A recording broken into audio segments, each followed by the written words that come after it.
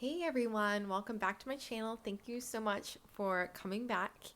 I am really excited to be making more videos consistently. So please, if you like what you see, go ahead and like and subscribe. It really does help out. So in today's video, I wanted to talk about what it was like to grow up in a small town in the 90s and the 2000s. And the reason why I wanted to talk about this is actually because of Bailey Sarian, who I love so freaking much. So one of my coworkers told me about Bailey.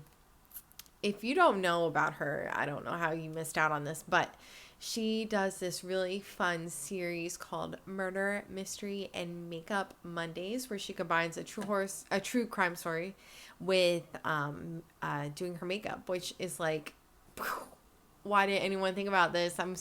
She's so nice. So like, I'm really glad that she thought of something that really caught on, because people love true crime and they love makeup. So like, why not combine them? So I just love her series and her channel so much. Anyway, so in October, she was doing her videos. She does them every Monday. And she made a comment in one of the videos like, oh, I wonder what it's like to grow up in a small town. And I thought, oh, I never thought anyone would want to know what it's like to grow up in a small town, because I left when I was 18 and I haven't moved back since. So as you can see, it wasn't my preference, but it was something that happened to me in my life. So I wanted to share what it was like to grow up in a small town. So I grew up in a small town in Pennsylvania. I was trying to look up the census figures, and I'm a very poor researcher for this video because I was only able to find that in 2010 it had a population of 10,000. So probably when I was growing up, I want to put the population at maybe around 5,000 to 8,000, maybe ish. I to some people that isn't a small town. Since I've left there, I have definitely met people who are from towns of like in the middle of nowhere of like 1,000 people. So I know that if you're from an actually small town and you're watching this, you're like, girl, that just isn't small. What are you talking about? But to me, it was a small town experience. So hello, Gen Z. I'm going to share what it was like to grow up in a small town in the 90s. This was before cell phones. I actually didn't get my first cell phone until 2003 when I was 17. So just imagine that sad little life. And when I was thinking about what it was like to grow up in a small town that was kind of like a suburb of an irrelevant dead city. So it wasn't quite the middle of nowhere, and it was a bedroom community, but like I think when you think of bedroom communities, you think like, oh, people live outside New York and they drive, 30 minutes and then they're in the city. Like, no. This was like you drove 30 minutes and you were still in somewhere not so great. Anyway, so it was like a bedroom community that was rural. I would call it like a rural suburb because the city that was close by wasn't really somewhere you wanted to go. Um, you can tell I'm probably not pro small town. I've lived only in big cities or like big to, probably like small to large cities since I was 18. But I want to talk about the good parts about growing up in a small town, right? So the good parts are I hung out outside all the time. All the time. I was always riding my bike. I was playing games with friends. I was going over to friends' houses. We hung out in the woods like all the time. Like we would just come back for dinner and be out all summer in the woods, riding up and down the trails. Like I never smoked cigarettes, but my neighbors would like go and smoke cigarettes on this thing called like there's this big tree that had like fallen in the forest, and they called it like the tree. So they would go to the tree and like smoke cigarettes. I hung out with kids that were like slightly older than me. So like when they were doing that, I think I was only like 10 years old. So I definitely spent a lot of time in the woods as a child, which was probably the best part about growing up in the middle of nowhere, was just being able to be outside all the time. And we would hang out and ride our bikes and like hang out on each other's driveways. And like I had a core group of friends, and it was like some boys, some girls, some older kids, I think I was like the youngest one, but it was mostly kids like within a 5-year age range. And no one had anything to do. It's not like you could text your friend. You had to hang out with your neighbor kids or else you would just be alone. Like, you could call your friends, but maybe they were home, maybe they would pick up. I don't know. Everyone had a landline, so who knows if they were going to answer, if they were out to dinner with someone, with their families. Anyway, so you had to hang out with your neighbors because there was no one else to hang out with. And you would, like, me and my friends, for fun, we would like go to the mall, and the mall was like the best. We would go to the city that our community was the bedroom community of, and we would just go to the mall and like walk around and go to Claire's and Boscov's and like Express. Express was like my favorite store. One of my dreams was to like work at Express, and I finally did work at Express. Do y'all remember the hangers that were at Express? They were wooden and they had an address on them of Fifth Avenue, New York City, right? So I actually ended up working at the Express store across the street from the address on the hanger, and I was always like, I work at the store across from the address on the hanger. Anyway, so going to the mall was like the funnest thing you could do, like the most fun. And oh my God, when we got to Barnes and Noble, we were done. Like, we were like at Barnes and Noble all the time, getting like frappuccinos and like reading international magazines. We felt very metropolitan, and this was before we had the internet, but it wasn't until like, I think I got the internet in like the early 2000s, but it was like dial up. You couldn't do anything. There was like no online shopping. There wasn't forums. There was no Reddit. There was no images. Like, it was just kind of like, ask Jeeves. What are you going to ask Jeeves? I don't know. Anyway. So yes, definitely going to the mall was a big part of growing up in a small town, because it was basically your only form of entertainment. And you know, I would save up all the money I made and I would go and buy books and CDs and jewelry and clothes. And I don't know. I don't know why I did it, but that's just how I spent my money. I didn't think, oh, I should probably save this for college or something. I'm like, no, I must buy books and Bjork CDs.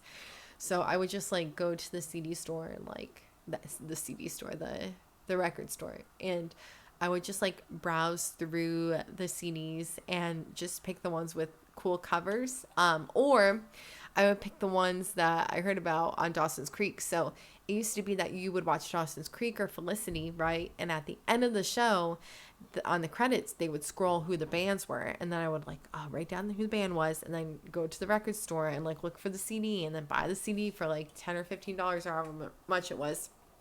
So that was like the highlight of my life. Going to the mall, going to the record store, going to Barnes and Noble, getting out of the little town and going to the rundown, sad little city.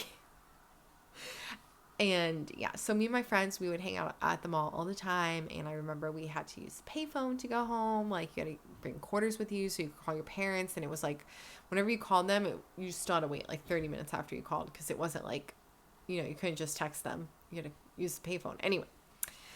Back to, so you see, like, my life was already on a trajectory towards the big city. Like, I was not a small town girl. I was like, please, could I just go into the mall? Even to this day, I will not move somewhere where there is not a mall nearby. Even though I haven't been to the mall in like 3 years, I'm like, there's not a mall, I can't go there. It's all psychological. Back to the small town that I hated. So it was a very interesting experience. I would definitely say that it was very, very cliquey, very cliquey. Like, you had your groups. So I always wanted to be friends with the smart kids, even though I was smart, but I had to study really hard. It wasn't intuitive to me.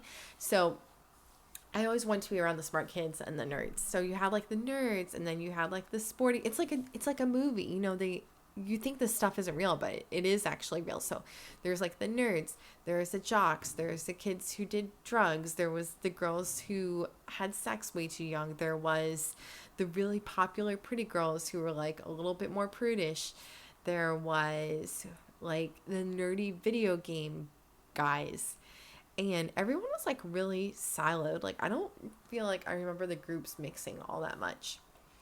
But another thing that was kind of strange about growing up in a small town is, like, I swear to God, everyone had a crush on the same boys. And it was like, okay, who likes this guy this week? And, like, I've already dated him. And, like, so it was, like, a limited pool of crushes that everyone just kind of rotated through. So that was definitely a strange part. There wasn't really very much to do in my town. I'm not kidding. The most exciting thing The most exciting thing I did in my town on the weekend was go to the video store. And you'd go to the video store and hope to run into someone that was older that you had a crush on, or one of your classmates that you had a crush on. Or sometimes you'd go and you see like, oh, those two people are at the video store, they must be dating. That was like a huge thing. I would always beg my sisters to go to the video store with me because I always wanted to run into someone. It's so stupid. Like, but this was the entertainment. Also, another thing we did was in the summer, we would go to drive-in movies. Those were always really fun. I have a lot of nice memories of going to drive-in movies. There's this one actually that was like along a river, and my parents, and then later on when I could drive, we would drive and like had a van or an SUV, and they would like turn the car around so like the trunk would be open and the blankets would just be out in the back, and we would just be like sitting there like watching the movie with like a stereo going, and like my dad would figure out how to pull the fuse for like the light that comes on when you open up the trunk. Anyway, that was definitely like a fun thing we did. I'm just laughing because I'm like, the entertainment was go to the drive-in and go to the video store and go hang out in the woods, and hopefully you don't get pregnant by 16. So like I said, everyone was very siloed, and because I was in with the nerdy kids and like to study a lot, I was not a bad kid. But one thing that people did like to do was just go and drink in the woods. That was definitely a thing. And if you are really rebellious, you would go and you would smoke pot in the woods. Can't even say that with a straight face. Anyway, so you would go and you would smoke pot in the woods, and that was like the thing to do. Bailey, you would not want to grow up in a small town. It was awful. Okay, so let's talk about some good things about growing up in a small town. So I did really meet a good group of friends, like really good people. I was really picky about who I was friends with. I'm like a Leo. I don't even like most people. So from a very young age, I was kind of like, I'm not gonna be friends with everyone. I had a group of friends in elementary and middle school and into high school, and it was a group of 4 girls, and you know, they were just all wildly smart, and we would just talk on the phone all the time. That was the other thing about it, was everyone was just on the phone all the time because there's nothing to do. You're just on the phone talking and avoiding your homework. And for money, what did I do? So I worked at the grocery store, but I also babysat a lot. So the trick was, and the trick I think still is that you get in with the doctors. So if you get in with the professionals, then they pay. I got paid like $20 an hour in like 2003. Like that's a really good rate. Like, I didn't even get paid for some freelance stuff when I got older, $20 an hour. And my first job was at the grocery store. Oh, also another nice thing was like people had animals. So you'd like go to people's houses and they would just have horses. And that was like kind of fun. One of my friends had horses. And another fun thing to do would be go to the pool. Going to the pool was always really fun. You know, for me, I left a small town when I was very young. I left when the second I turned 18, I was like, bye. So I can't really speak to the experience of an adult living in a small town, because I imagine that it must be, for a lot of people, like a very nice choice. But for me, I prefer the city life, and I think that's just because, to me, growing up in a small town in the 2000s and the 90s, it was very boring. I just wanted to go to the city and like buy things and like go to museums and go to shows and all the things. So I definitely think that if you live in a small town as an adult, it's probably, I don't know, it might be a nicer experience. I feel like if it's a choice, it's probably a fun experience. So in this video, I just really wanted to tell Bailey what it was like to grow up in a small town. So, and I hope the rest of you found this to be an interesting insight into what it was like to be a child and a teenager in a small town in the middle of nowhere. And I hope you all enjoyed this little rambly video. If you want more rambly videos, please let me know, and please go ahead and subscribe. All right, so thank you so much for watching. I will be back next week, and I'll see you later. Bye.